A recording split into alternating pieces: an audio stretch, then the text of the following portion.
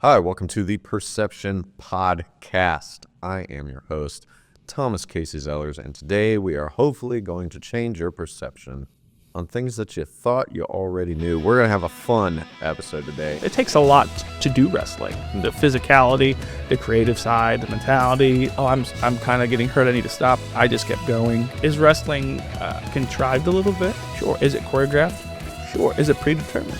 Sure. But also there's a lot of parts that aren't. But if you're Christian Catholic, I mean, even if you do a lot, you can always do so much more. Chair shots aren't fun, just in case we need to clear it. Like lineage and legacy of wrestling. There's nothing like it. Like it started off one thing and it just was like, and it's just grown with the time. Can you cut a promo on me right now? Thomas Casey Zellers, I'm kind of embarrassed of why you even brought me back on the show. I mean, I should have been the first guest. Hi, welcome to the Perception Podcast. I am your host, Thomas Casey Zellers, and today we are hopefully going to change your perception on things that you thought you already knew. We're going to have a fun episode today. Today's guest is Dashawn Kelley, and Dashawn, today's topic is about wrestling, professional wrestling. Something that I know all too well, good, bad, or indifferent. So, I'm excited that you invited me on. Thank you for inviting me. We're going to talk about... Dude, thank you for... We're filming this around the time of the holidays right now, so I really do appreciate you taking time away from your family to be. It's okay. I don't like my family. It's all right. I'd rather be here anyways talking about wrestling and putting myself over, if you will. So, no, yeah. My family will still be there. Well, go ahead and introduce yourself to everybody. Sure. My name is Dashawn Michael Kelley. I'm an actor, entertainer, professional wrestler occasionally. I do it all. I'm a triple threat. I can do all things, mostly poorly. So, yeah, man, I actually do a little backstory. I met you on a film set, and then we hit it off, became great friends. I forget what film set that was. That was Emily Wright's That is right. Curious Case of the Davenport Children Part 2. And then we worked together on something else? Yeah, Marawambies. You were on Marawambies. I worked PA on Marawambies. Me and Brian talked a lot about getting me a cameo, but just nothing could ever fall through. There might be a second one, so you never know. Fingers crossed. He probably won't bring me back. Well, and also one of the times that he was like, hey, are you free one of those days? I was like, yeah, I can make it. And then I was on another set the day before. Mm-hmm. And then my car alternator went bad. Oh gosh, car pains. My alternator just went out this week. Down there. And it was all the way down near Evansville too. Ooh, no, yes. So what we did was the battery light came on, and so I was like, oh man, I'm getting like a dead battery. So we changed out the battery, and I was still getting a battery light. So I was like, oh man, that means the alternator. So I drove all the way down from Evansville all the way back up to Indy for 3 hours. Just on a hope and a prayer. Yeah, but you got there. Yeah, I did. By hook or by crook, you got there. I'm glad. So give me a little bit about your background in wrestling and how you really kind of just got into it, really. Always been a fan of wrestling since I was a wee boy, which imagine that I was smaller at one point in time. Looking at me now, you couldn't tell. I like to eat. So I watched wrestling with my mom and my grandma back in the day, watching WWF, WCW, stuff like that. Was this like the late years of the Attitude Era? This was the very tail end of the Attitude Era, really into the Ruthless Aggression era, which is like the early 2000s to... It's like the WrestleMania 1920-ish of area? Yeah, like 19, 20, 21. That was mostly that's where the comprehension came. I watched it before, but there was just like, guys beating each other in their underwear. This is cool. And then I started to really grow and appreciate it. And then it was always in the back of my mind, like, I want to do this. Yeah. I want to be oiled up and beat up people on TV. And my mom... I want to fight people in my underwear for a belt. Exactly. Literally... For a living. Doing it at home with my friends was weird, but, I want to do it for a living. Yeah. So then in my teens, I was like, I'm going to train and do it at a local wrestling promotion called Supreme. And then I didn't think I was good at it, so I was like, let me take some time off. And I pivoted into film, pivoted into theater, pivoted into everything else. And then COVID happened, and I went, man, everything shut down. It gave me I started to really think about, what do I really want to do with my life? I do want to do the film stuff. But I was like, let me do that Hail Mary, that pipe dream. Let me just try it. I applied for Ohio Valley Wrestling. Totally not sponsored. And I reached out to them. I got a call back from Al Snow, who was like, hey, kid, you're one of the people we're going to have be in our training school. Spot on Al Snow. Yeah, hardcore. I mean, I don't have this giant like traps and stuff, but voice-wise, that's pretty great. And I didn't know he was calling me, so I got this number for this Louisville number, and I'm like, hey, he's like, this is Al, and I'm like, oh yeah, right, someone's pranking me, cool. And he's like, I ended up getting signed on for their school. I started to train in the end of 2020 to into 2021, and then trained for 2.5 years, and just started hitting the indies and stuff, man. So just. I said if they wouldn't have took me, I wouldn't have done the wrestling thing. So I'm glad it was just I was blessed to have been picked. So yeah. Yeah. Whenever you were little, did it kind of start out as just like some like kid dream of like, oh, this would be so cool? Totally. But, like, as you got older, you were like, well, no, like I think I actually. Yeah, it's a viable thing. Yeah, when I was a kid, I was more like. And maybe when I was younger, I probably had made the like paper belts and everything. In the backyard with like a little boombox thing playing CDs. Yeah. You guys were beating each other up like with pool noodles as our posts and stuff. Like true like backyard indie-rific stuff. Yeah. And I don't know. It just for some reason it gravitated towards me. And maybe it's because they were like superheroes in their own sense. It was like larger than life. It was bigger than me. And I was like, I want to wrestle all these places. I want to. Maybe it was vanity. I was like, I just want to be famous. I want to be on the marquee of WrestleMania. But then when I got older, I was like, I just like the idea of it. It's combat sports. It's mixed with your own stunt work. It's with like drag queen pageantry. It has all it's telenovela, like the soap opera stuff. It's all this mixed together into this one like artist entity, and that's why I think I really liked it because it had a little bit of everything. Yeah. And have you seen that short film Wrestling Isn't Wrestling? I've not, no. Oh, I'll have to send it. Yeah, please do. I'd love to watch that. It's, forget his name. It's like Max something.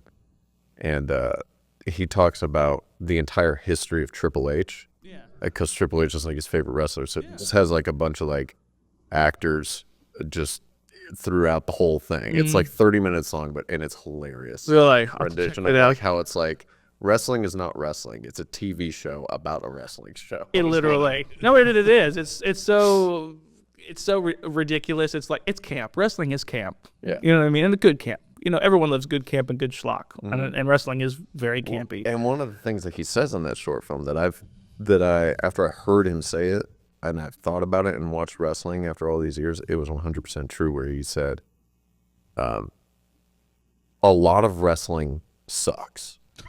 But when it's good, Me included. But when it's good, it's great. It's great. Mm-hmm. Yeah.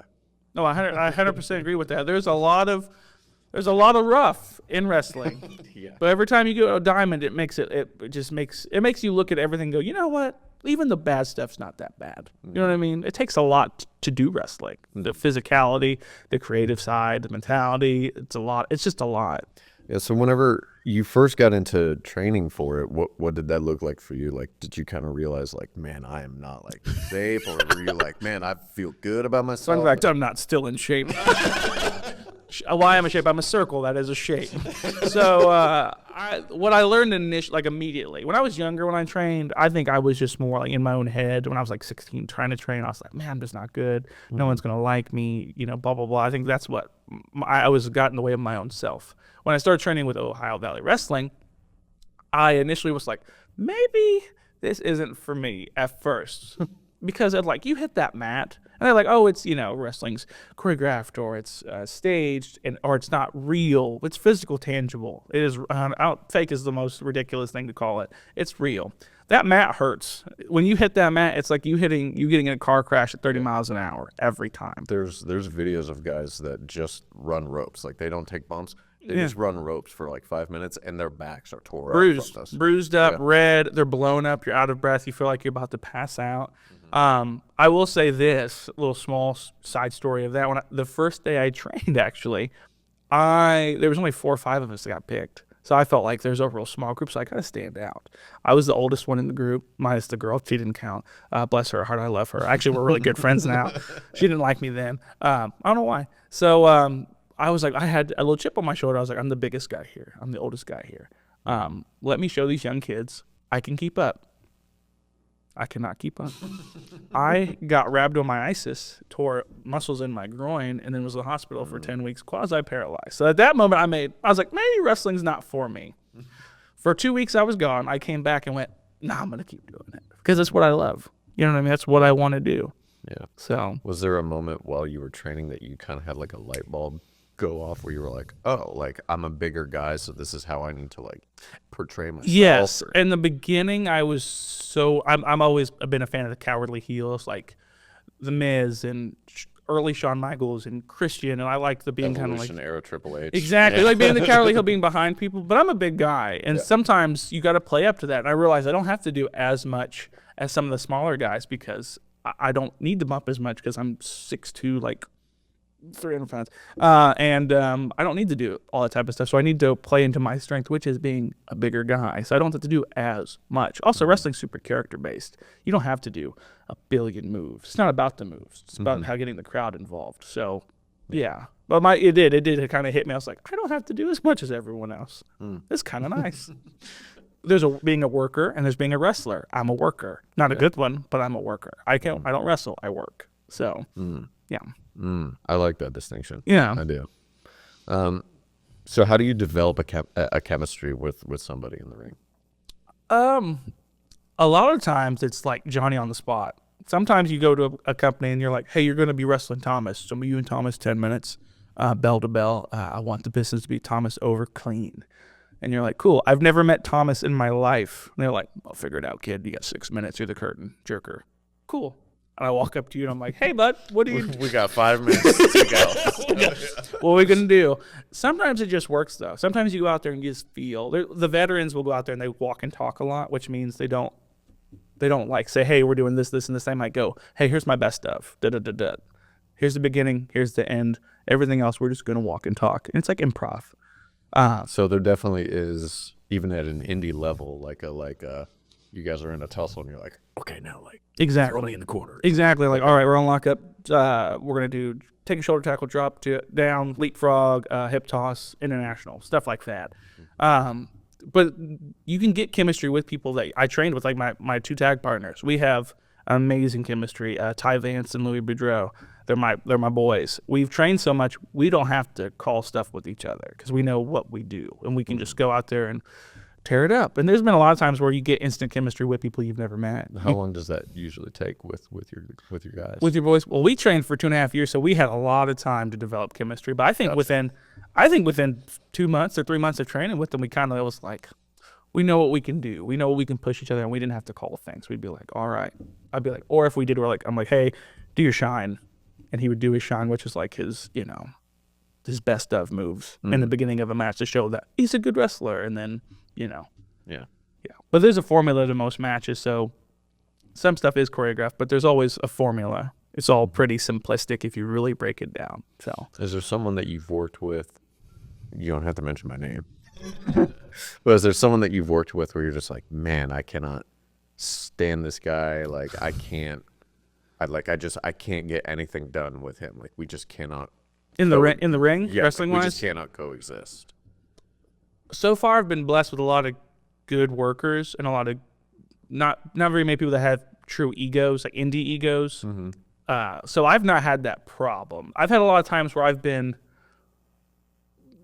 Actually, I've had one person. I think about it. I've had one. I lied. I have one person, and it wasn't that we never had a match. We had a segment, and our segment, we were told the business was ABC, and he took the business as DEF. So and then all of a sudden, he's going into kind of business for himself and kind of put me down. And I was kind of like, mind you, we made it work, and we're going to be probably going to do a program in the very, very far future together.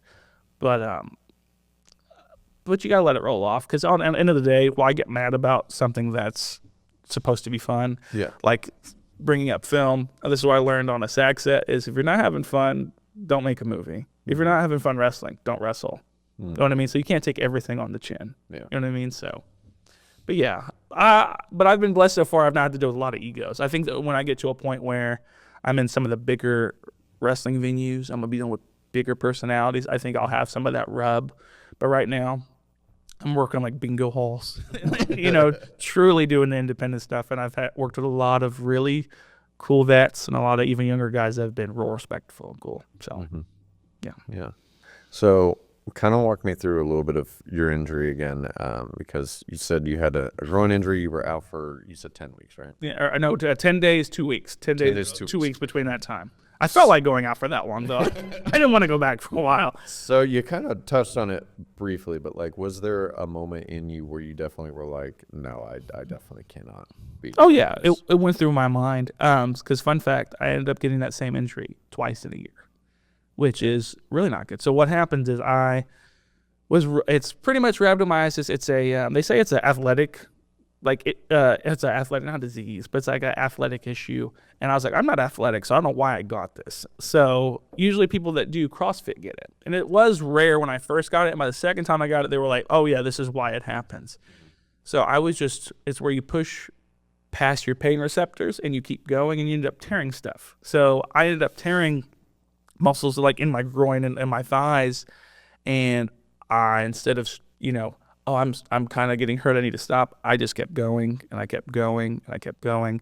And then it led into the next couple of days, your body's starting to stiffen wherever toward the muscles. Mm-hmm. And all of a sudden you start, peeing the color of whiskey. And you're like, oh, this is really bad. Yeah. And then they told me I had a type of infection. I was like, this ain't right. So I went to my hospital, my doctor, and then, oh yeah, you got rhabdo. And literally I couldn't bend my knees for like the first 5 or 6 days, couldn't really walk. So I was like, and it affects your kidneys. So they were like, well, if this happens more, you'll go through kidney failure eventually. And I was like, at that moment, I was like, I don't know if I can do this. And I was like, I'll train. It can't happen twice. Within a calendar year, I was training in a new class, and I kind of got in trouble in class, just to be transparent. Fun fact, I like to talk, and I don't like paying attention. So I try my best. I'm an adult now, so I've grown. But and they had me do something that at first was not an issue, and then the more I did it, the more it started to hurt. And I was like, I don't want to show them weakness. I kept doing it, and it happened the same couple days. Started couldn't walk, and started peeing whiskey, and I was like, well. And at that time, I was told that they were like, you might not be able to train with us anymore. We'll make you as a manager, or you can be an agent, or you can be help with the camera stuff, because I had a background in that. And that's when it made me go, I might just not do this. And I actually took 4 months off and was just like, not in the correct headspace. I felt just so down, like I couldn't do it. My body can't do it. My body's weak. My mind's, whatever. And I went, no, I'm just going to do it my way. I'm going to work smart. Instead of pushing my body so hard, I'm just going to do what I can and work on the character stuff and see if that gets me over. And fun fact, not to try to put myself over, but where I've worked, I've been put over. Like, I'm hated everywhere. Which that's the point. I'm a bad guy, not typically a good guy. Okay, so you are healed. Yeah, I'm a heel. I'm healed 95% of where I work at. I work one place where I'm a face, and it's Muncie, Indiana Powerhouse. But everywhere else, Supreme, Total Chaos Wrestling, Strictly Insane, Grindhouse, I'm a straight heel. They do not like me. I'm obnoxious, pretentious, and just overall not a nice guy. So, just to hit the pause button real quick, a little inside baseball for exactly. There we go.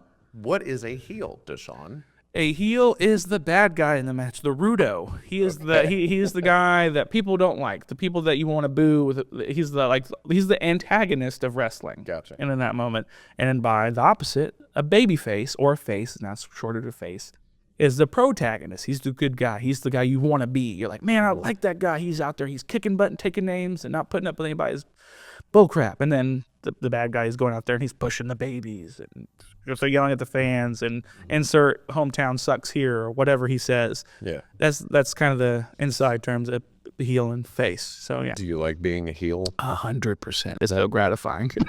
Is it easier to get people to dislike you than it is to get people to like you? Yes, 100%. When you go out as a heel, you can simply you could do very minimal of anything.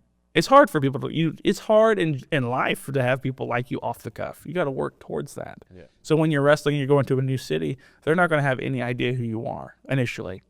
So you go out there as a face, you're going to have to really try hard and bring them up to like you. And that's super hard. And I'm not saying that's why I like being a heel, but it is one of the reasons why I'm being a heel.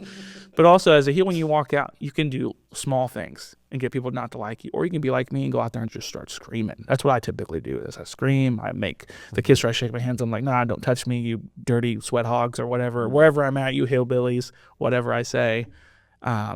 It's a lot more fun to be heel, and I feel natural at being a heel. I think it's because a lot of my favorite wrestlers were heels, like Michaels and Christian and Edge and Jericho. And to me, those are the people I like and resonate well. So I'm like, I want to be a bad guy. I want people to boo me. You know what I mean? I'm such a good guy in life. I have to be a bad guy at wrestling.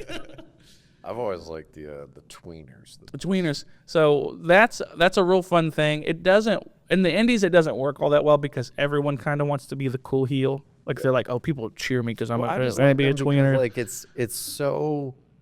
It's anti-hero. It's anti-hero, but it's also unpredictable. Yeah. You don't know what they're going to do. They'll beat up on the heel, and then they're like, and then they'll look at the baby face and be like, "You're next." Exactly. Like, and it's just like, oh, okay. Yeah. So are you a bad guy? Like Stone Cold. Stone Cold was the best tweener of all time. He was literally like probably the definition of tweener. Then you had people like Moxley or Dean Ambrose that kind of did it. I think Balboa, baby. Yeah, exactly. The man. Yeah. The man. And then also like DX. To me, DX was tweeners in the beginning part. Yes, they were saying, all that type of stuff, but also the crowd was like, they're really cool and they're really fun, and they kind of made tween. That's actually where we kind of got some of our. We do tween at one company where we're faces because we make fun of everybody. And that's kind of a heelish thing to do, but we think it's fun. We're like, well, I might as well. Yeah. And most people don't mind, but I think being a tweener is cool. But being traditional, heels is where it's at. Yeah. Heels is definitely where it's at. So let me ask you then, you've gone through all the training, you recovered from your injuries. When was your first match, and what was that kind of... What was that like for you? Yeah, like did it just kind of like were you nervous at all, or were you able to take that nervous energy and just be like, this is just like backyard wrestling like I used to do? Yeah. So fun fact, I was super nervous to the point of where I don't remember a lot of it. I remember. So I'll back up a little bit. So I had my first match. I think it was like literally even before we got. They have classes there. They have like the entry class, the intermediate class, and the advanced class. So we already passed the beginning class and was in the intermediate class. And I was always told, closed mouths don't get fed. So we had a pay-per-view, and they had an event. It was like the Independence Rage, I believe. And we were training in the ring, and one of the agents came up, who, I love her to death, Amazing Maria. She's on WoW, so fun fact, look her up. She's great. That's Women's of Wrestling, so cool. And I went, hey, when are you going to give us our first match? And she went, what about tonight? I was mostly bluffing. But then immediately I looked at them and was like, you were like, oh shit, like I didn't mean it. Yeah, exactly. So all of a sudden, all three of us get booked for a match. I wrestled a tag match with my current tag partner, Louie, and my buddy Ty. He wrestled like a kind of a cruiserweight match. And I was told the business was go out there and get killed. It's a squash. Go out there and make everyone believe, like, be excited, but your guys are going to get killed in like 4 minutes. And we were like, cool, who we working? Southern Discomfort, Jebediah Blackhawk, Snake Williams, both great guys. Love them. You guys were like 100% okay with the squash? Oh my gosh, yeah, it's our first match. Yeah, squash us. We're gonna be on a pay-per-view show. Yeah, kill us. I'll make it look great. So you weren't like angry to be like, well, no, I want to show what I can do, or no, I don't. No? Fun fact: at that time, I still knew nothing. So you're like, great. Yeah, so I'm like, go out there and sell. That's the one thing. There's two things I think I'm really good at, or a couple things I'm really good at in wrestling, and one of them is selling. So, and selling is where it's the you're taking offense. So I'm getting punched, I can react. It's acting. It's improv acting. So that's the one thing I was like, I'm real comfortable with. So they were like, go out there and get killed. There's no point in getting upset about winning and losing. It's all predetermined. So people get upset. They get the boo-boo face, which is another indie term, or like a insider term. It's where someone's like, yeah, you're going to lose. Okay, boo-boo face. Who cares? It doesn't matter. Yeah. We all get paid the same at the end anyways. It's all exposure too. So, but had our match. I was so tunnel visioned, I didn't see any of the crowd, and I didn't focus on the crowd. I was focused on hitting my spots. All they said was, "We do X amount of moves. It'll be, I think, 2 to 5 minutes. You're gonna take all the heat. which is me getting beat up, and he says your tag partner will take the finish, which is the finishing maneuver towards the end of the match, and get pinned. I got murdered for 4.5 minutes. Louis got hit with the both barrels. It's like a choke slam thing. Gets pinned. We go in the back. They told us, and I will say, love OVW. That's where people like Cena, Batista, Randy Orton, Cody Rhodes, they all came from that school. Mm-hmm. They're hard on you. Good hard. They're really, but they're real honest. So they went back there and they're like, here's what you need to work on. Lose weight. And they were also like, some of the other terms that we use, they were like, you shouldn't have, when they did this to you, when they Pearl Harbored you, you should have went back with this, and you should have done that. But honestly, they said you're really good at selling, getting Pearl killed. Harbored you? So there's a term. This is probably not the most PC term, period. But Pearl Harbor is where you attack someone from behind in the beginning of a match. It's supposed to be a real heel thing, and it came from a very famous incident, I believe. So there's probably a new term for it, but that's what people call it. Remember, wrestling is carny folk. They say some stuff where you're kind of like, that's not probably right, but cool, whatever. Okay. So, but yes. But overall, I was so nervous, I was numb, and I didn't see anything.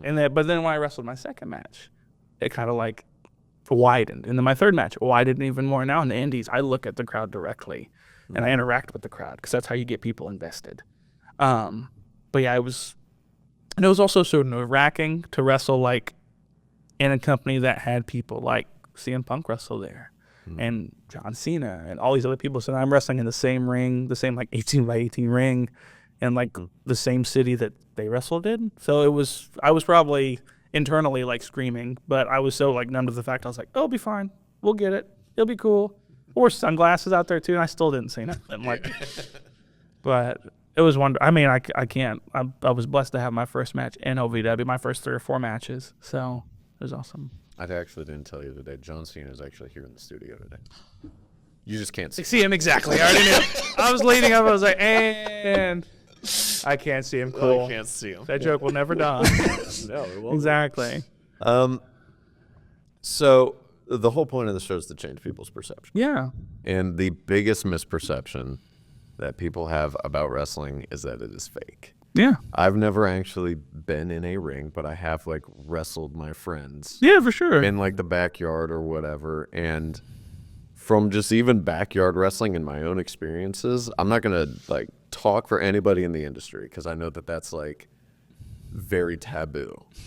Like, yes, don't talk about what we do. It's so You've never done it. Well, true, but also like it's 2020, almost 2025. Come on, we all know the business, really. Yeah. I'm just telling you, having just done backyard wrestling or just wrestling with my brother on like couch cushions and whatnot, it hurts. Yeah, like it sucks. Like you may like do like a open hand punch on the guy, and you may stomp when you punch. Like that's fake, quote unquote. Yeah, but jumping off of a 15-foot ladder, doing a front flip, and smashing through a table, that's very real. The Jeff Hardy? Oh, yeah. Do you see how he walks now? You see how Matt Hardy walks now? Yeah. Yeah, that's why I love it when everybody is like, it's fake, right? It's like, yeah, but like, when was the last time you saw someone do what I just said? Climb up a ladder, jump off, do a front flip, smash through a table, and went like, that wasn't about the coolest thing I've ever seen. So, fake. How would you change that perception? So, do you go to a Mission Impossible movie, and when you watch it, do you think that Tom Cruise is really jumping out of a plane, crawling down to a place, and then robbing the place or whatever? I mean, he does jump out of the plane, but not actually shooting people. Exactly. What's the difference from wrestling and a film, realistically? Mm-hmm. It's all spectacle. It's all entertainment. Wrestling just takes you, it's pretty much like in the moment. You live in the moment. You don't have to dissect it in that moment. You know what I mean? Like, oh, like if I went to every film ever and was like, man, they ADR'd that. Oh, he's not really punching him. Oh, they cut to this different camera angle. Oh, they're piping in crowd. Exactly. Yeah. You're a miserable person. Real miserable person. So like, and fake is such it's a totally wrong word. Is wrestling contrived a little bit? Sure. Is it choreographed? Sure. Is it predetermined? Sure. But also there's a lot of parts that aren't. Like I said, there's people, it's improv, it's stunts, it's it's all those different things wrapped up into one little beautiful bow. Yeah. And I wish I could change people's minds, because everyone thinks wrestling's is fake and for hillbillies. It's like a multi-billion-dollar industry. Do you think is all hillbillies watching professional wrestling? No, not even close. And if it was, it wouldn't be on like, national networks and making millions of dollars in sales and having 10,000 people show up to a venue to come watch it. I mean, it just blows my mind that it's the fake thing. It's not. It might be. They're not out there really killing each other. I'm not going out there and just striking you until you can't get up to beat you. And there's no winner's purse. You're not really winning anything after a match. I don't know. It's complex. It's a weird thing, but it's not fake. The mat still hurts. The chair still hurt. I just got my mouth busted open last night and my nose busted open last night. But I had an 8-minute match she's super safe. I shouldn't say that. She was great. I wrestled a girl. She beat the brakes off of me, respectfully. She was super safe, but things happen. And like, I wish I could be like, oh, it's fake. I'm like, well, tell my rhabdo that once, tell my rhabdo that twice, that, and tell my busted mouth. I knocked my arm out of socket. My buddy, he got a concussion. Like, if it was fake, none of that stuff would happen. Period. Yeah. It's not ballet. It's not like. It is an athletic event. Most definitely, and it takes athletic, and that's probably why I'm not the best at it, because I'm not that athletic. But that's also probably why I keep getting hurt. So, but it's not. I wish I could change people's perception of it being fake. But then, if they think wrestling's fake, they shouldn't watch most other things in media or entertainment. Period. They shouldn't go see plays. They shouldn't go see movies. They shouldn't watch TV. Because it's all, if you break it down to the core of all that, it's all the same. It's all just for your entertainment. So if you're really going to be like, I don't watch it because it's fake, why have fun watching anything on TV? Unless like maybe football. And honestly, I think football, a little scripted. I'm just saying that out there. A little bit. I think everything's controlled. It's all controlled by the media. It's whatever, man. Yeah. But I don't know. I think, and that's the thing too. People at one point in time, like I hear this a lot. They're like, it wasn't fake in my day. I'm like, let's say hypothetically, like the 30s, 40s, and 50s. It was. It was just as carny then than it is now. Nothing changed. The only thing that's changed is people got smarter. The internet happened. Made people more kind of in the know with wrestling. It was just as fake then. It never was real. The only time it was real when it was Greco-Roman wrestling and people were like actually pinning each other before the pageantry. The minute it started getting carnified and doing vaudeville acts, it was fake. Then I was like, Ric Flair, he's a real, he's a bad man. No, it was fake then. Yeah, it's fake now. Even though I don't like that word, it's predetermined. That's pretty much it. It's just this TV. It's literally live action TV. You know what I mean? So how do you? I know that the common comparison that wrestling gets is with the UFC. Which now they're owned by the same parent company. Imagine that, guys. So I guess what are your thoughts on that? Like, do you think that sort of comparison sort of actually lights a candle to the argument at all? Or? It's apples to oranges. You know what I mean? Like MMA, UFC, all that type of stuff, it's more of just straight combat. They don't go in there and like, you called my mom fat and you cheated on my girlfriend, I'm going to beat you up. It's not like, it's nowhere close to that. Yeah. It's fighting. It's just traditional fighting, and they train, and they also wrestle what? Notice to UFC guys, don't come for me. Don't come for my Twitter. Don't come for my... You guys wrestle how many times a year? How many UFC's events are there? Like under 4? Right? I think like if you're talking like the big like UFC 205 or 10s or something like that, I think there's like 4 or 5, maybe 6. Depending. How many times does wrestlers wrestle a year? There's a pay-per-view once or twice a month. How many shows once a week? How many like live TV shows? Oh, dozens. How many live shows that are non-televised? They wrestle like the house shows and whatnot, even more. They probably wrestle 340 days out of the year. Yeah. I'm not saying like they're both hard in their own right, but they shouldn't be compared because one's more theatrics and one's more based in reality where they're actually trying to hurt each other. They're not trying to kill each other, but UFC, they're trying to hurt each other because they're trying to win something. And it's bigger buyouts for UFC fighters. Wrestlers get paid whatever they get paid plus merch and all this other type of stuff too. So it's vastly different. It's like if I would compare football to NASCAR. To me, it's like they're both vastly different. Where they're like nowhere. The only similarities is people are punching each other and they're talking occasional smack. And there is overlap. Some people come from UFC to wrestling and wrestling to UFC. Yeah. I get that. So I guess, but they shouldn't be compared.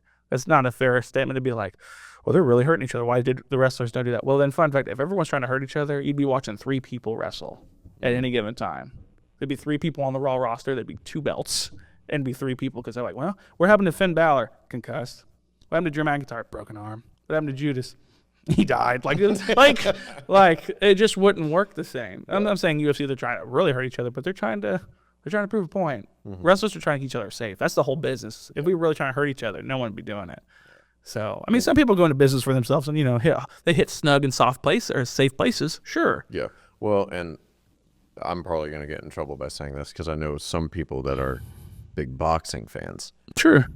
Boxing, I think, is more scripted than professional wrestling is. Well, the biggest last fight was hardcore. It was hardcore scripted. Tyson and Paul, there was so much money involved. They couldn't have done. I mean, I don't blame them. Yeah. I don't blame them the slightest bit. I would have took that payday, but no, it's all phony. Mm-hmm. So I don't know. I mean, Mike Tyson, if you want to have a boxing match, me and you mano a mano, like Devlin Devile, my boxing record, I'm undefeated because I've not had one fight. Me and you, brother. Let's go to the Tokyo Dome and just murder each other dome for like, I'll take $10,000. Yeah. You can have that 155 million you got. I'll take 10 grand. You'll knock me out one punch. I won't feel it. Yeah. I mean, when I wake up 2 months later, I probably You'll wake up in the hospital like, oh yeah, that's where I was. Exactly. So I have no complaints. Yeah. But yeah, comparing the sports, I don't think it's fair because it's not. The similarities just because it's combat sport. That's it, and that's where it stops. Anything past that, they're not comparable. So, but UFC's fake, anyways. So, who are some of your favorite wrestlers? Ooh, I gotta ask you that one. Because growing up, the first match I ever saw was Randy Orton versus Chris Benoit, SummerSlam 2004 for the world title. Orton over, youngest world heavyweight champion. Yeah. And I think from that point on, Randy Orton was my favorite. Was your guy? Yeah. Now I say favorite. That doesn't mean I think he's the best. I do think he is definitely like on everybody's top 5 of like greatest wrestlers to ever do it, and I would agree with that. I would say Michaels is probably the best. I think if we go for favorites or best, because there's a lot of different ways you can rank them. You can go which ones which ones made the most money. Then you're talking like Cena, Hulk Hogan, The Rock, Stone Cold, CM Punk. Yeah. But if you're going off like for the best wrestlers, it's Michaels, Flair, probably Orton, and probably like Bret Hart. So it's just, but my 4 favorite wrestlers who I like probably would be Michaels, just because he could do it all. He's like the perfect wrestler. He could walk, he could talk, his moves looked great, he could sell, everything he could do was great. Punk is probably one of my favorites because he was so different as a time. Like he was so like, WWE had a standard of what they wanted wrestlers to look like, jacked, old, up, long hair, whatever. Punk broke that mold. He was like he's a punk. He's like a non-traditional wrestler, and he spoke so eloquently about how he felt, and it felt real. Like, it felt like a real guy was having real issues. Fun fact, he did. He had real issues later on. But how he spoke, you just felt like there was this realness there, and I loved Punk. And also, he could sell. He had good matches. Benoit was probably one of my favorites. He was the most intense. He was the first wrestler I really, really liked. Him and Eddie, because Eddie was funny and Benoit was intense.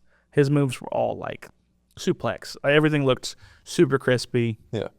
And then probably Christian's my if I did my Mount Rushmore, it would be Michaels, Punk, whoever I just said a second ago, Benoit, and Christian. And Christian, the reason being, he was everything I wanted in a wrestler. He was the first wrestler I ever watched, and he left WWE, and I followed him to TNA, and I watched TNA exclusively because because of him. And to me, he was someone that didn't get, I feel like, treated properly, and he could do it all. He could sell. He had good character work. Fun fact, his finisher is my finisher. I used the end prettier because and I met him, and actually he's the one who got me back into wrestling in the sense of I asked him at GalaxyCon, I think prior to COVID or around COVID, I can't remember. I said, hey, what's the best advice you can give to someone who wants to be a wrestler? And he kind of looked at me and said, how old are you? And I think I was like 24 or whatever. He's like, 24? You're young. He's like, get in better shape. And he told me a couple of things to do. And he was like, and then it was weird. We like sat down and had like a conversation. Like no one was bombarding his stand. And we sat and talked for like probably 30, 40 minutes. And he was asking about, because I told him I did film stuff, and he was asking about the film stuff. And I was asking him about if he could ever go back. And at the time he couldn't go back. And it was, I think the week after, he ended up coming back to the talk show backstage or whatever. And he ended up being one of their analysts for like a year and a half or whatever. So I don't know, just something about that. It has always resonated with me. He made it. They always said, "Don't meet your heroes," but I felt like when I met him, He made it personal. Yeah, and that's why I've always been an advocate of his. I was always a fan, and then meeting him, I was like, "Oh my gosh, yeah, he's my guy. He's always gonna be my guy." Now he's wrestling in AEW, talking about people's dead dads and stuff. He's doing great work. So respect. I'm almost hesitant to bring this up, but I think it is important to maybe talk about it a little bit. Because we have very briefly already mentioned Chris Benoit. Chris Benoit, for those that don't know, 2007? 7, yep. I was 10 years old, and I went home and ran home when I heard. And I watched Raw live that night from when that happened. Yeah, I remember that day so vividly. He essentially just got into a fit of rage, killed his wife and son over a weekend, and then later killed himself, I think like a day or two later, which is messed up. Probably, I think if he hadn't done what he did, would be considered by everybody one of the greatest to ever do it. I believe that wholeheartedly. But ultimately, what we have ended up finding out about why he ended up doing what he did was because of CTE, which is incredibly, incredibly real. Oh, yeah. It's not just wrestlers. It is Football players, boxers, hockey players, too. It's one of the dangers of the sport where your body has this superpower known as healing. Yeah. And whenever you get a concussion, your body heals itself over time. Back to, probably not maybe back to 100% normal, well, back to normal enough. Yeah. CTE is essentially his brain was not healing anymore after all the concussions that he was taking. So essentially his brain was an 80-year-old with dementia. Yeah. At like 42 or something. And that's just one of the unfortunate dangers of the sport. So I'm curious to know your take on the dangers of the sport and, I guess just the harsh reality of it. Sure. Yeah. You said Benoit was people consider one of the greatest of all time. With excluding that, because of that happened, they really exclude him from the list. Oh yeah, he's been absolutely blacklisted. Yeah, there's only a couple of wrestlers that you'll never hear or see in certain wrestling companies, and he is one of them. Here's what I will say, and this will be real brief. And I'm not a strong opinion guy by any means. I'm pretty Switzerland on everything. But I can and maybe this is wrong. I can always separate the body of work from the person. I'm not saying what he did was right. So you can separate the art from the artist. Yeah, okay. Exactly. So to me, he will always be one of the greatest of all time. Will always be one of my favorites. But what he did was heinous. And I'm not saying the CTE justified that. But I will say, I'm glad since then a lot of things changed in wrestling. The CTE thing came more to the forefront because Christopher Nowosky, a Harvard graduate and also a professional wrestler at one point in time, he kind of spearheaded it and been like, hey, man, that's a real problem. We really need to take care of this. And that's why they kind of changed. There was going to be no more headshots with chairs because that was a big cause of it. I mean, people are swinging these chairs going 45, 55 miles an hour and just cracking someone over the head. And they're like, yeah, they'll be fine. No, you won't be fine. Yeah. I think the worst chair shot in history was the Eddie Guerrero JBL one. Where he gigged way too hard and he gigged way too. I mean, you listen to the sound it made bouncing off of his JBL threw mean ones. JBL, I saw the one he did with no, he actually took one. It was a receipt. He took one from Stevie Richards after he pummeled Blue Meanie at like ECW One Night Stand, Yeah. and he teed off. And JBI actually, I don't think he gigged. I think he got color hard way and just went, just bled. Chair shots aren't fun. Just in case we need to clear it. Goes way too That close is a together. real chair. Like, it's not a fake chair. No, it's 100%. I mean, there's ways, of course, like in everything in wrestling, there's safe ways to do things. Some guys are like hardcore deathmatch guys. They like taking, or normal people. So every once in a while, I think if it makes sense in the story to take a chair shot, I will take a chair shot. In the head, probably not my first go-to. Eventually, maybe, sure, but I'm not going to take it like where Mick Foley got, 4 or 5 of them when he got cracked by The Rock, when he handcuffed him in their I Quit match in like the late 90s. So not doing that. Gotcha. But it is a big issue. There's a lot of like real true issues with like people getting paralyzed in the ring and dying in the ring and all them other head and neck injuries, back injuries. Your back goes, your body goes, everything goes. Same thing for your neck. But CTE is a big problem in wrestling. It's a big problem, period. But I will say I'm glad things have changed from that to kind of make it more cautious. Because I often also notice that a lot of fan response to like making the wrestlers safer, the common response is, well, they know what they signed up for when they got into this industry, which is a very understandable and reasonable argument to have, but still, like, you got to take care of the guy. Yeah, for sure. Because if you're like, well, they knew what they signed up for. Well, then again, if things happen to them, what are you going to watch when they're all, in wheelchairs or 95 dementia They're miles? like 45 and 50 years old. Their death rates are awful. And also a lot of them have drug issues because of that, because they get out of wrestling and they're like, They're I'm taking a bunch of painkillers. because I'm in pain. My back hurts, my neck hurts, my legs hurt. I'll just take a couple things and people overdose and all those other things happen. It's unfortunate. It's one of the things that has one of the probably the worst like industries in the sense of like the payout's not great. If you're not one of the big guys making tons of money or being one of the safest guys or whatever, it's bad because you're like, what's the real chance of you becoming like a big wrestler? I think it's about the same chance as someone becoming a big famous actor. It's just luck. It is a little bit of skill, but it's also networking, luck, and just by chance. So, but the worst part is being an actor, you can always go back to doing an old job because your body's not like destroyed. But being a wrestler, you're like, well, what can I do now? Bag people's groceries with, and not remember anything. Or, oh, I busted my arm up. Now I can't work a job at the factory. Or, it's a big risk versus reward for wrestling. And some people do it because they love doing it. I do it because I love it. I could never get signed to WWE and I'd live happy. If I ever did get the call, I'd jump on it immediately. But I'm not, Is that something that's kind of always in the back of your mind of like, it could happen to me? Yeah, I mean, it's the positive thought of like, could it happen? Sure. Will it happen? Don't know. Am I looking forward to that?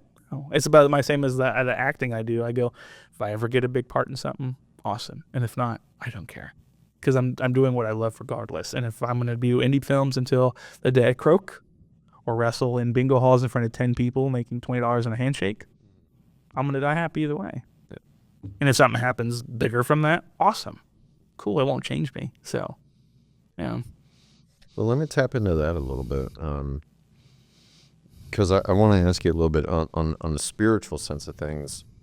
Would you consider yourself a spiritual person at all? Yeah, I go to church. Okay. I went through confirmation class and was baptized this last year. So I'm Nice. very much a spiritual person. I was baptized while I was down in Tennessee. Oh, very cool. The hurricane relief, yeah. Oh, that's awesome. Yeah, it was a big moment for sure. Destination baptisms. That's our next business. Get in the van. We're going to baptize you somewhere.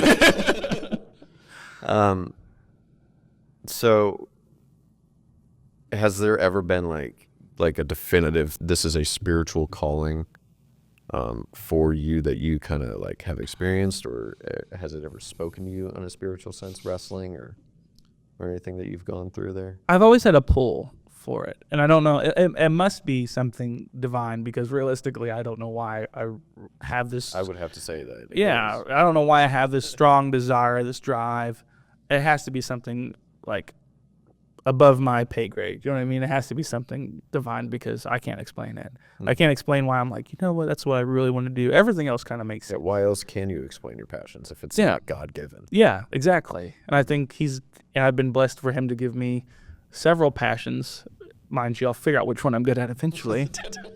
But he's given me several to chase, and I'm glad because I feel like because of that, it keeps my nose clean, it keeps my head high, it keeps me in a good sense, it keeps me busy, it keeps me out of trouble, and it keeps me, I think, happy. And I think that's one of the biggest things you can be, is just be happy and then be kind. Because if you're happy, you're gonna be kind to people. And I feel like that's my give back. So, yeah, I think it's him going, hey man, just don't take chair shots, but hey man, keep going, you can do this. But you are okay if he wants you in those bingo halls. Yeah. If he goes, hey man, you will. If he came down and was like, hey man, you're gonna be wrestling.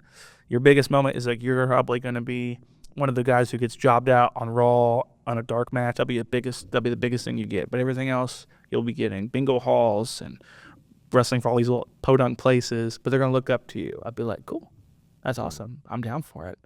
And if he goes, hey man, you're gonna main event WrestleMania 2 nights in a row. You're gonna win the Royal Rumble and the Money in the Bank. I'll be like, awesome, cool. But yeah, if it's his plan, who am I to say? He knows what I need. It doesn't matter what I want.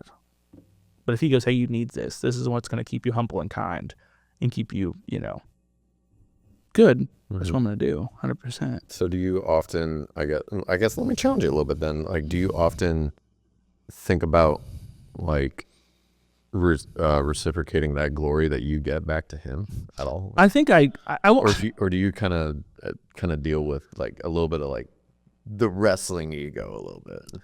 I think I do give it back, but I don't give it back as much as I should, because I feel like you can never give back more than what they being Father, Son, Holy Ghost. They've given me so much stuff. I mean, I can't repay that, and he doesn't say to repay it. He always says, do what you can. So I do as much as I can, but could I do more? 100%.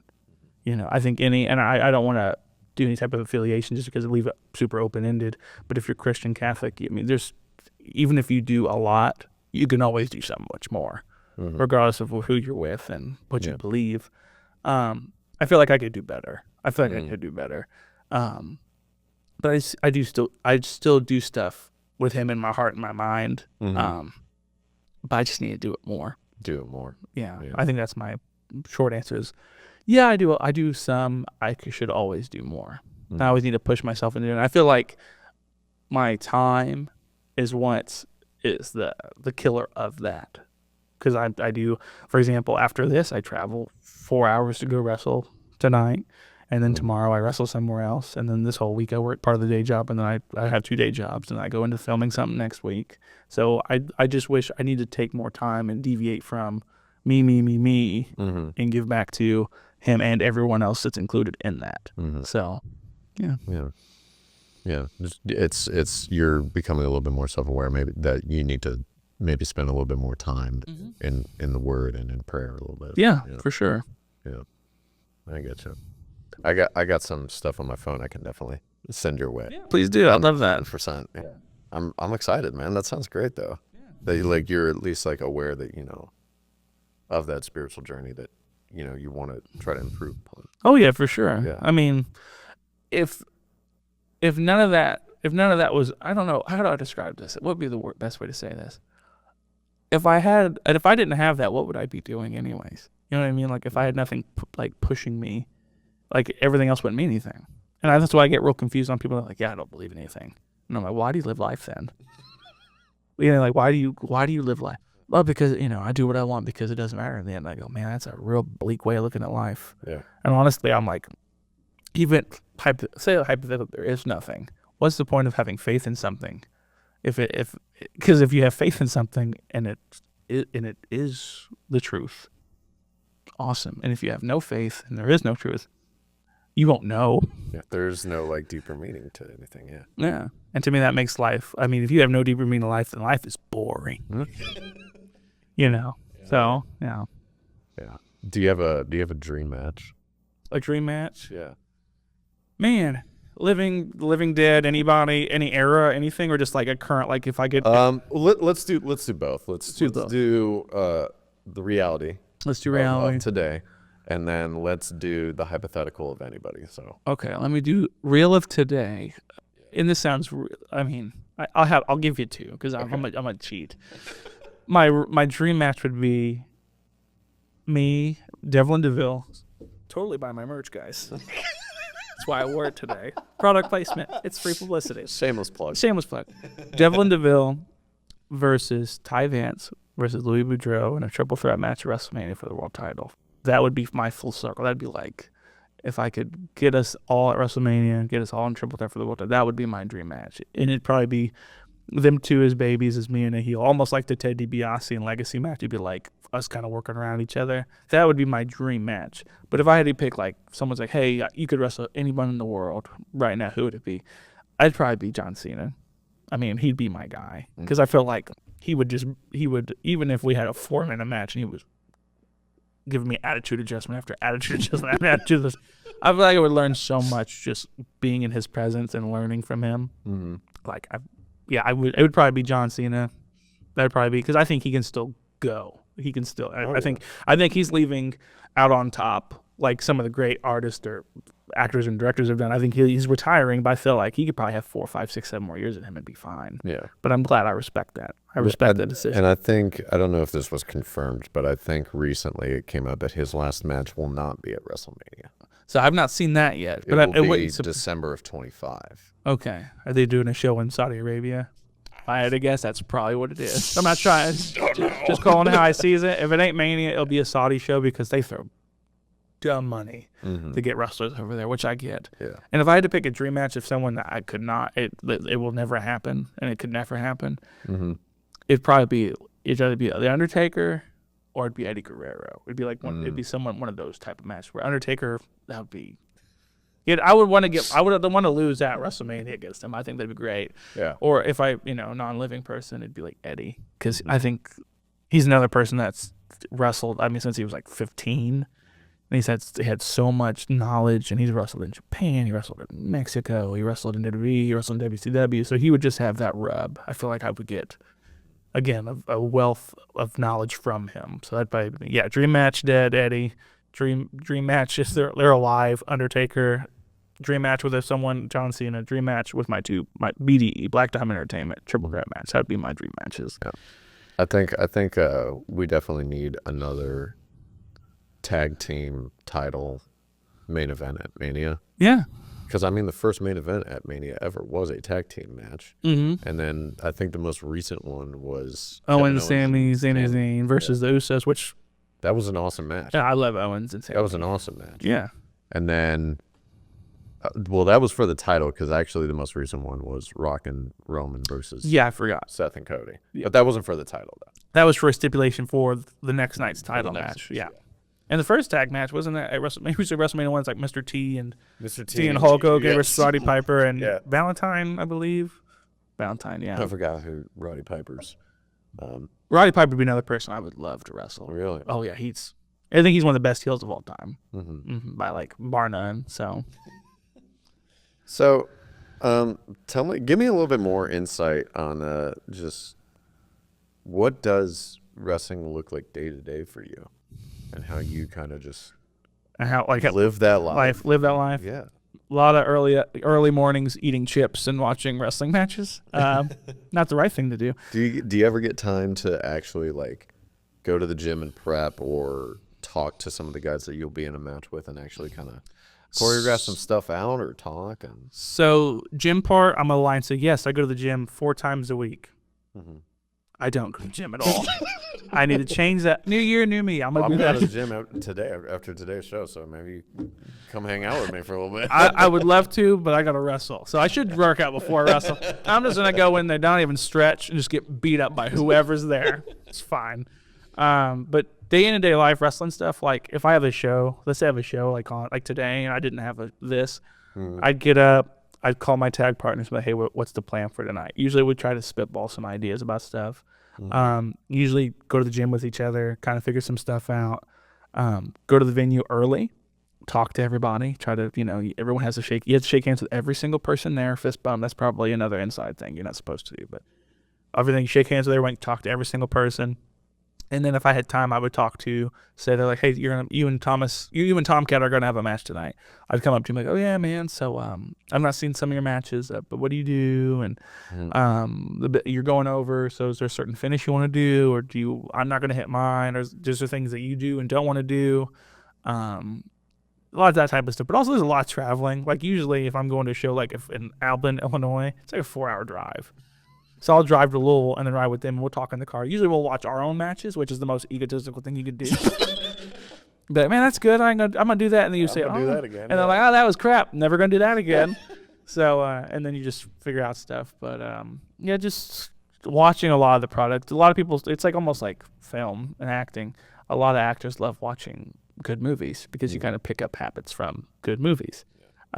We watch a lot of wrestling matches. Not as much as we probably should. I'm kind of now in the mindset where I don't want to watch wrestling matches anymore. I want to do like the Orson Welles approach. Like, don't watch wrestling, just do wrestling. He said, don't watch movies, make movies. But I'm going to turn it into my own little mantra of don't watch wrestling, just do it. Just do wrestling. But and also usually when we get to a venue, we have to see how big the ring is. If it's like a 16 by 16 or 18 by 18, or if it's like a little kid ring, we'll go in there, we'll run the ropes Like a couple 10 by times. 10 or Yeah, something? 10, a little 8 by 8 sometimes, and it's like a foot off the ground. I'm like, yeah, no one's throwing me out of the ring for nothing, because if I roll off the top, I'm already landing on my feet. Not doing that. We'll go in there, we'll run the ropes. We'll take a bump or two just to see how the ring feels. Yeah. Or if someone goes, hey, there's a slat upside down. It's bowed, so don't take a bump there because it'll hurt. I'm like, cool, noted, not taking bumps in that corner. So just a lot of that type of stuff, like little like. So there really is like a lot of like talk and prep before that goes into. It's like it's almost like a lot of talking, and then there's like no talking. So you're kind of like, and then when you're at a show, let's say you're at a TV show, like a TV wrestling show, like OVW. Okay. You're in the back, and you can watch the monitors. Realistically, you're supposed to do. Say I'm match 4, and there's 3 matches ahead of me. You should watch all 3 of those matches before your match goes out, because then you can pick up like what worked and what didn't work. Also, you don't want to copy anyone's moves that they do, or say they go. Then the night gets repetitive. And you also don't want to do too much, or like for example, say in the first match it's Louis and Ty. And Ty beats Louis with a crossbody. 1, 2, 3. Very simple move. Now you go, I'm 4th match. I'm going to take that and turn it into a falsie. So I'm going to do a crossbody to you. 1, 2, you'll kick out. And the crowd's going to go, holy crap. He kicked out of that move earlier. Oh my God, that beat another guy. And they're going to put you over. They're going to think, oh my God, that's awesome. Or when I do the move, they're going to think, oh, he's getting beat because he did the same move as the other guy. It's the classic misdirect. The prestige, if you will. So there's a lot of like small things in wrestling that, you know, it's very layered. It's very nuanced in its own way. It's also dumb. No, dude, we've teased each other, I think, long enough. We need to have a match. I've talked. Yeah. The one day you're on film, saying like, you wrestle? What? Not very well. He's like, we should have a match. I said, say less. I'll put you over. Yeah, we gotta have our match. Well, then that premiere never happened, and then the whole the show with like the drag wrestling show never happened. We had 2 moments where we were gonna have wrestling. Just kept teasing it. It'll happen eventually. It's gonna have to happen now. Yeah, eventually, at some point, it's gonna have to happen. Yeah. Because I would absolutely love to, just at least once in my life, You should. run the ropes, take a bump on the mat, just to say I've done it, but then just I had have wrestling a match. match with a friend, and then just be like, all right, I had my fun. Retired. I'm done. Later. I'm 1-0 against Deville, and now I'm like main eventing a wrestling show. He's like, yeah, I beat him once. Yeah, I beat him. If I go home and tell everybody for the rest of my life, well, like say I'm 85, I'm 1-0 in wrestling. Yeah, I'm 1-0 wrestling. Yeah, I'm undefeated. Thanks, Grandpa. Get Grandpa on his meds. He's talking about wrestling again. He's talking about that one time he wrestled again. Yeah. So no, I'm down for it. There's been a couple of friends of mine that have been, and people like in different types of industries, they've reached out and they go, man, it looks like you're having so much fun. Could I be a part of that? There's a guy, his name is Wilder Snow. Love him. He's another actor. He's messaged me. He's like, I'm In 40. relation to Al Snow. I said the same thing when he laughed. He is not. So he messaged me, was like, hey man, and he's in tremendous shape, and he's like, I want to try the wrestling thing. I said, whenever you're ready, brother. I can give me and there's a couple of people I know that can give you a crash course if you're doing one match or a spot. Yeah. They'll take care of you and they can do a good same thing for you. Yeah. Who's the kid? It's actually this awful. You have to edit this part out. Who was the kid we worked with? It was a Hunter that was in he was in Icarus, and he was in. Oh yeah, Hunter. He wants to get into wrestling, Yeah. and I'm like, do it, kid. We'll have a match. I'll have a match with you. I'm already trying to make all these actors into wrestlers. That's what I'm trying to We're gonna do. leave that part in, by the way. I definitely remembered your name, Hunter. Don't ask me your last name because I don't. So remember. glad to be on the Exactly. Perception podcast. Yeah. My name is Thomas Casey Zellers. Wait a minute, that's your cue card. Dashawn Kelley. But I think you should. I think everyone should at least try it, or at least try to get in. And I think that was what would change a lot of people's minds about wrestling if they really. And wrestling, so Is just do it once. do it once, or just get in. Just try the environment. Just learn something. And I feel like that'd make people go like, they'd appreciate it. They might not still like it. They might go, oh, it's still funny baloney. But if they saw some of the true fundamentals behind it, I think they'd be like, oh, it's kind of neat. It's its own little world. And I feel like wrestling, though, is so, encapsulated. It's so culty. They don't like letting people in on the know. And I feel like if wrestling kind of opened itself up more people would appreciate it. But by doing that, it makes it more also, in turn, kind of more funny baloney because they're like, oh, now I know everything. Yeah. So it's like a double-edged sword. But I think that's what would change people's minds. Is them going, man, that's kind of crazy what they went through. Or that dude just showed up and they had a 15-minute match. It was a banger and they didn't even meet each other. Yeah. But you had all the follow-up before then. That's why a lot of wrestling docuseries and documentaries do really well because people are like, it's foreign. It's weird. It's Well, and different. I was gonna ask you about the documentary. Is it The one I was in? Yeah. Was it called Wrestlers? It was called Wrestlers. Okay. Couldn't come up with a better name. Greg Wheatley, who did Cheer. Fun fact, it's named Cheer. So far the names aren't great. The shows have been fabulous, though. The names have been subpar. So he did a show called Wrestlers, and it was, and again, I was just right place, right time. I just started training there, and all of a sudden the British Broadcasting Company's in there shooting stuff, and I'm like, man, this looks legit. This also looks familiar. I'm like, this isn't TV. And someone's like, don't say nothing. They're doing a show. And I went, well, what's the director's name? Greg Wheatley. Me Googling it.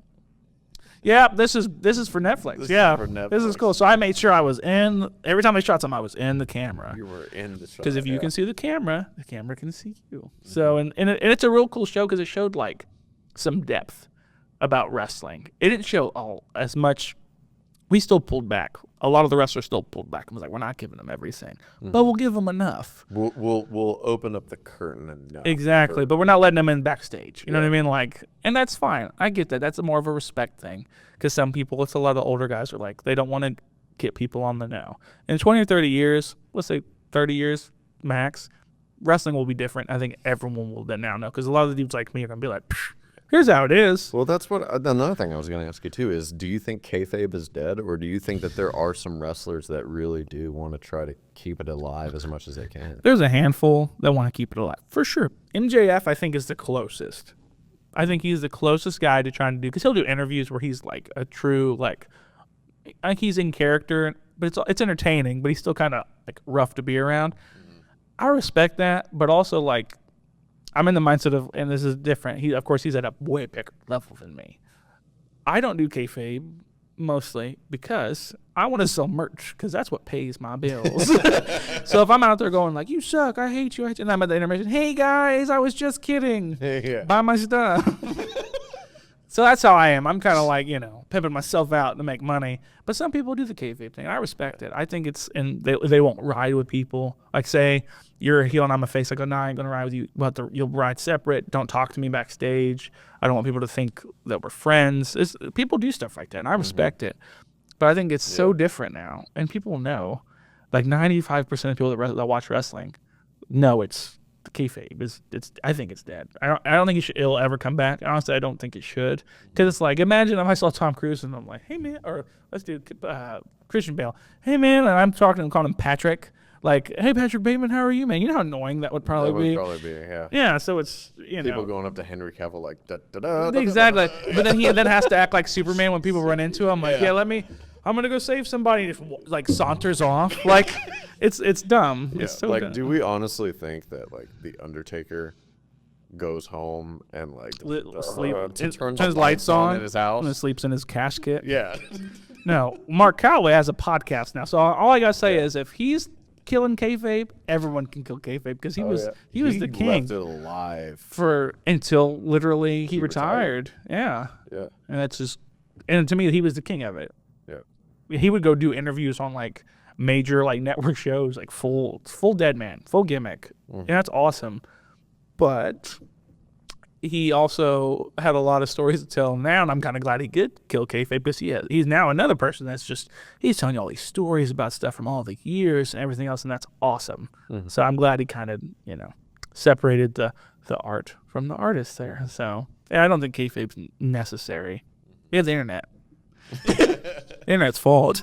So could that change some people's perception about wrestling a little bit? Or? What, the killing kayfabe? Yeah, killing kayfabe a little bit. Or? I think so, because I think people would, then it would humanize a lot of people. Like they're like, okay, they're just a normal guy. Like, oh, that's the dude from, he works at Kroger or whatever. Humanize in what way though? It would take away the almost like not the margin, illusion. like the illusion a little bit. Or people are like, well, he's a monster. He's this big behemoth of a dude. Then you realize he's like soft as a teddy bear and super friendly. It's like, and then it just humanizes. It makes him more like approachable and more set in reality. Because I just feel like you don't have to be your gimmick 120% of the time. Do I do interviews when I'm as Devlin Devile? Am I in full tilt gimmick? Yeah. Do I shoot promos full tilt gimmick? Yeah. When I go to the venue, do I show up in gimmick? Yeah. Because you're trying to kind of live that part a little bit. But I'm not like, after I'm done, I'm like, all right, time to go to Waffle House. I'm not going to go to Waffle House in my gimmick and be like, if you don't get me 2 more waffles, I'm going to hit you with the unpretty so fast and pin you right here on the mat. Like, no, it's not necessary. Yeah. So there was a guy I worked with on a little film called Emerald Force. Oh, just a little film. Just a, You just name drop. Some I tried out for, by the way. It's cool. Joey Fulton was on. Oh, yeah. Madman. He is. Yeah. He is a huge sweet guy. Dude. Yeah, dude. He looks scary. Yeah. But like whenever I was like sitting down next to him and actually started talking to him, I was like, this is just like the nicest dude I've probably ever met in my life. And he was even telling me how like there's like a trick to having his long hair and guys will pull him around the ring, and he'll actually tell people like, no, pull me around the ring, because like that's like part of his gimmick. Yeah. And I was just like, really? Like that doesn't hurt? And he was like, no. So he like grabbed his hair hair back of the hand right here, and then he was like, go ahead and grab on. And I just like, there's a photo of it, and it's so funny to see this like 6'5" man carrying me like an infant, toed up like this, holding onto his dreadlocks. Let's go, Dad. Let's go to Walmart. He's just walking around. He's such a nice guy. I met him on we shot. I didn't shoot, but I was in it. Batwing episode 2. Hopefully that'll come out soon. Maybe. He was the bad guy in it. I walked right up to him and I kind of looked at him and I walked away and I came back and go, can I ask you a dumb question? He's like, what? And I go, are you Madman Fulton? He's like, yeah. And I went, oh, I've watched you on NXT. I wrestled OVW. And he's like, tell Al to book me. And I was like, okay. I'll get right on that. But he was such a cool dude. And we became friends on Facebook and stuff. And I would love, there's actually a film part I wrote for him. And one day, fun fact, if you watch this before anyone else does, you have a film part. Just call. I'll pay you in hot dogs and handshakes. Just like wrestling Carney style. I'm a big milkshake guy myself. 2 milkshakes and a chili dog. That's the best I got. Not past that. Ooh, a chili dog. Yeah, one no cheese though. Just chili. All right. No, yeah. Oh, now you lost me. Yeah, you see, you're like kidding me. I want cheese and onion on my Cheese chili and dog. okay, full thing. Yeah. Do you Oh, sauerkraut as well? No, I'm not. Really? That's just dance. I have a little bit of German in me, but not that much. German. Okay, we'll work on the German part. No sauerkraut this time. So I gotta ask you, I'm probably gonna be dying laughing the whole time. Probably. Can you cut a promo on me right now? Cut a promo on you? Yeah, as a heel. As a heel? Yeah, Sure. So, okay. What's the setup, or is it anything? Just anything. Okay. Anything right here, right now. Thomas Casey Zellers, I'm kind of embarrassed of why you even brought me back on the show. I mean, I should have been the first guest on the Perception podcast, your little gimmick that you're trying to put yourself over with. But honestly, you should have named the show just after me, the Devlin Devile Show, starring Devlin Devile himself, the devilish director, the director of Black Diamond Entertainment, the only entertainment for you. And honestly, I can't, all this disrespect that you've given me on this show. I didn't have a green room. I didn't have my green M&Ms. I have these two jabronis over here working on the cameras and audio stuff. They've never seen a superstar of my caliber come into this building. And I feel so disrespected. You know what I'm going to do? I'm going to do you a favor. I'm going to challenge you to WrestleMania. Me and you, mano y mano. That means one-on-one, just in case you don't take no Spanish. So me and you, we're going to have a singles match, and I'm going to show you why it's not only for my entertainment, but it's for your entertainment. That's pretty much the gimmick. Oh my gosh, I loved it. I was smiling. It was okay. It wasn't my best promo, but we worked around it. We worked around it. I think it was fine. It gets me booked. So also, I couldn't say any cuss words or anything else. I was like, "There's no story here. We'll make this work." Disrespected. The Devlin Devile Show. That's my next podcast now. But trademark that. You guys aren't jabronis, by the way. You're all doing a fabulous job over there. Even you with the crazy hair. What's a jabroni? What's a jabroni? Google Iron Sheik and jabroni. You'll find it. Don't look at the pictures, though. My hair from the bum, we got the same cut. Twins, yeah. We look alike, too. Yeah, they're wonderful people to work with. Good. I wouldn't be able to do this without them. So That's awesome. Well, they're not jabronis. Yeah. But next time I show up, I want the green room with only green M&Ms. Only green M&Ms. I'm doing that just oh yeah. Now I see one red M&M in there. Cool. Let's get a note of that. Yeah, exactly. Green M&Ms, guys. So to wrap up here, I guess really just just final thoughts or ways to get people or to encourage people to try wrestling, like you were saying earlier, like that would really change the perception. So what would be a great motivator for them to I wouldn't watch wrestling. I would watch a documentary about wrestling, a behind the scenes about wrestling, just to get the fundamentals of it. So you can kind of like, if you had no comprehension of professional wrestling, just look up a documentary. The one on Netflix is a good start. Sponsored by OVW. Watch that and just kind of learn a little bit about the ins and outs. There's a couple other YouTube channels that have some great like history of wrestling. I actually made a little thing for my class, like a 22-minute documentary about the history of wrestling. If you need that, I'll send you the link. Just learn a little bit about it, and then watch some of the older stuff, and then watch some of the newer stuff, and just see how vastly it's changed. It's very interesting to look how it started, and it has a very long like lineage and legacy of wrestling. There's nothing like it. Like it started off one thing, and it just was like and it's just grown with the times, and it's crazy. So like that sound effect, I have my own soundboard here. Sound stemming, it's cool. I would say learn stuff about the fundamentals of wrestling. Unveil, get behind the curtain a little bit. Yeah. Learn some of the terminology. And if at the end of the day you don't want to try it, at least hopefully you'll have a respect for it. Yeah. You don't have to like it. Yeah. But if you kind of just have like an understanding of like, all right, that's different. You don't have to like something to respect it. That's true. I don't like you, but I respect you. There's the promo. So that's what I would just say. Just learn a little bit about it, and then if you like it, then start watching it. Mm-hmm. And then if you really like it, start going to the shows. Do local shows, because that's where you see the most heart, the most passion.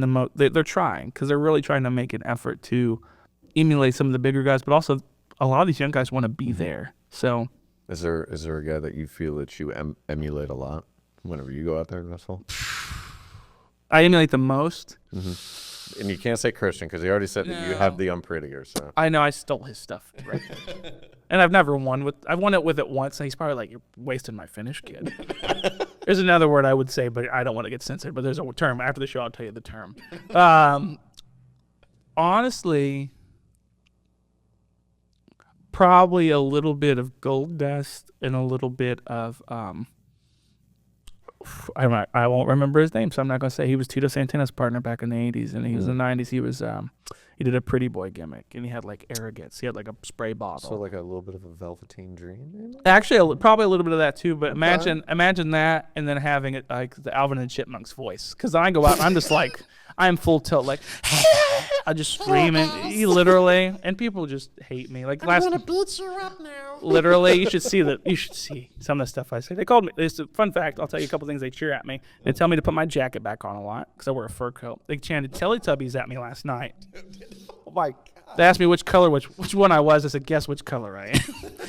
racist. So then they threw a bunch of stuff at me, just mean stuff. Call me fat. They called me P. Diddy once. I didn't know how to say fat. That actually made me break. That made me corpse. I laughed so hard when they called me P. Diddy. Thought that was funny. But Yeah, wrestling fans can be cruel sometimes, just relentless. after the show, I'll tell you some of the words they call me in another venue. Oh, okay. Can't say them on here Yeah, either. we won't say it on here. Right? Yeah, let me say all of them in a line. But List. exactly.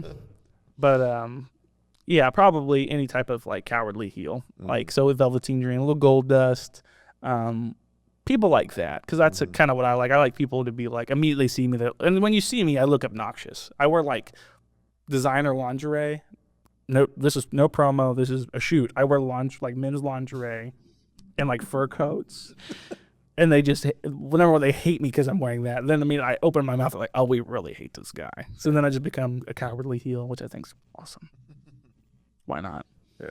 Buy my stuff, buy my merch. So it's good to see though that you definitely have like a really good passion for this, and you're excited about it. And I mean, do you have any hopes as to what's next? Or? So far my Midwest tour is getting crazy booked. So this is the last couple months we started getting kind of our name out there in places. I think what's what really helped us is our promos. We do like, I don't know if you saw any. If you've not, it's not a big deal. You're just not my friend anymore. But if you did see them, hopefully we do like cinematic promos. So we do like short film promos. So they're like 2 or 3 minutes long, and they're like, we're usually mocking a film. Like a little vignette. It's almost like a true vignette. And then we're like, for example, we parodied Scream. We parodied Top Gun. We parodied like all these type of like major IPs because we thought, oh, it'll catch people's attention. Then they start listening. So like, okay, this is kind of funny actually. Yeah. And I think that's what set us apart, because everyone else's promos is the Macho Man, I'm gonna take you out of SummerSlam. It's always the same thing. So I thought, well, what would set us apart? Let's make them look like films. Yeah. And then because of that, the last couple of months we've been booked like crazy. And then this next year, I'm booked every weekend from January, I think, until like May or June. Oh, and I'm gonna be in 4 different cities every weekend, and then I'm still doing the acting stuff. So my wrestling is starting to pick up, and that's what I want. I want it to be where this little Midwest area, I want them to be like, oh, Devlin Devile's coming, let's go see him, because then I become a draw, and that makes me more valuable to the booker. And if I'm more valuable to the booker, I can make more money and then go to other places and show like, oh, I'm actually, good. Yeah.